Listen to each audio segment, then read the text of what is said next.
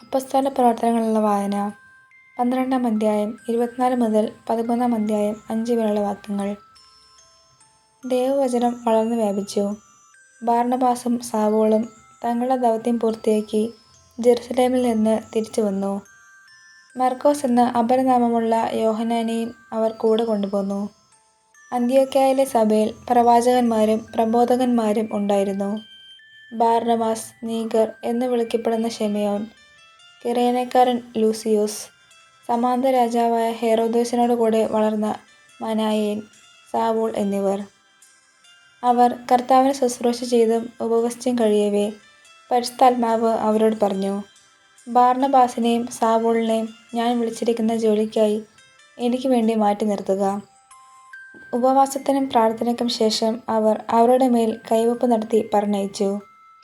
പരിശുദ്ധാത്മാവിനാൽ അയക്കപ്പെട്ട അവർ സെലൂക്യയിലേക്ക് പോവുകയും അവിടെ നിന്ന് സൈപ്രസിലേക്ക് കപ്പൽ കയറുകയും ചെയ്തു. സലാമീസിലെത്തിയപ്പോൾ അവർ യഹൂദരുടെ സിനഗോഗുകളിൽ ദൈവവചനം പ്രസംഗിച്ചു. അവരെ സഹായിക്കാൻ യോഹന്നാനും ഉണ്ടായിരുന്നു. നമ്മുടെ കർത്താവായ മിശിഹായ്ക്ക് സ്തുതി.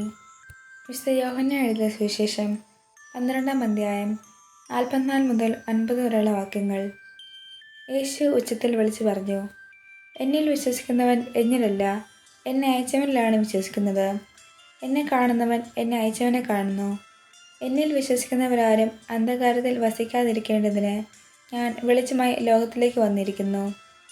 എൻ്റെ വാക്കുകൾ കേൾക്കുന്നവൻ അവ പാലിക്കുന്നില്ലെങ്കിലും ഞാൻ അവനെ വിധിക്കുന്നില്ല. കാരണം ഞാൻ വന്നിരിക്കുന്നത് ലോകത്തെ വിധിക്കാനല്ല, രക്ഷിക്കാനാണ്.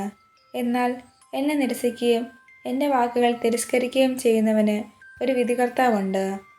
ഞാൻ പറഞ്ഞ വചനം തന്നെ അന്ത്യദിനത്തിൽ അവനെ വിധിക്കും. എന്തെന്നാൽ ഞാൻ സ്വമേധയല്ല സംസാരിച്ചത്. ഞാൻ എന്തു പറയണം, എന്ത് പഠിപ്പിക്കണം എന്ന് എന്നെ അയച്ച പിതാവ് തന്നെ എനിക്ക് കൽപ്പന നൽകിയിരിക്കുന്നു. അവിടുത്തെ കൽപ്പന നിത്യജീവനാണെന്ന് ഞാൻ അറിയുന്നു. അതിനാൽ ഞാൻ പറയുന്നതെല്ലാം പിതാവ് എന്നോട് കൽപ്പിച്ചതുപോലെ തന്നെയാണ്. നമ്മുടെ കർത്താവായ മിശിഹായ്ക്ക് സ്തുതി.